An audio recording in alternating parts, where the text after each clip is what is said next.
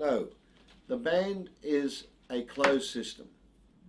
This goes around your stomach, and this is a little reservoir that goes underneath the skin, on top of the muscle, and we access it by putting a needle through the skin into the hair and put salt water, and that has an effect of tightening the band.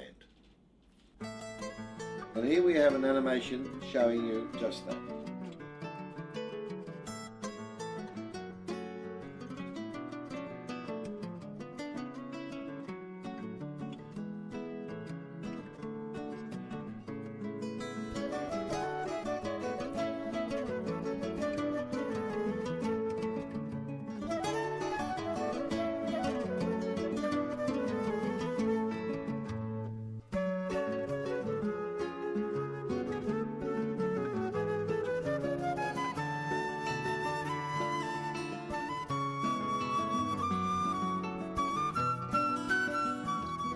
What sort of weight reduction can you expect?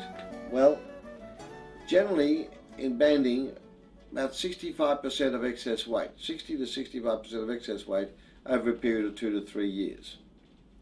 For instance, if you're 120 kilograms and you should be 80 kilograms, you've got an excess of 40 kilograms. And therefore, you should be able to lose between 25 and 30 kilograms in the first 2 years. Obviously, it depends on you. We expect a weight loss of about 1 kilogram to 1.5 kilograms a week. If you walk for 40 minutes a day, you'll get the extra half. What are the advantages of gastric band surgery? The advantages is it's done through keyhole surgery. The second is it's a shorter stay in hospital, between 1 and 2 days. It's less pain and less risk of thrombosis because you're walking around and you're up and about fairly quickly. You've got no vomiting and you've got better food tolerance. But every operation has complications.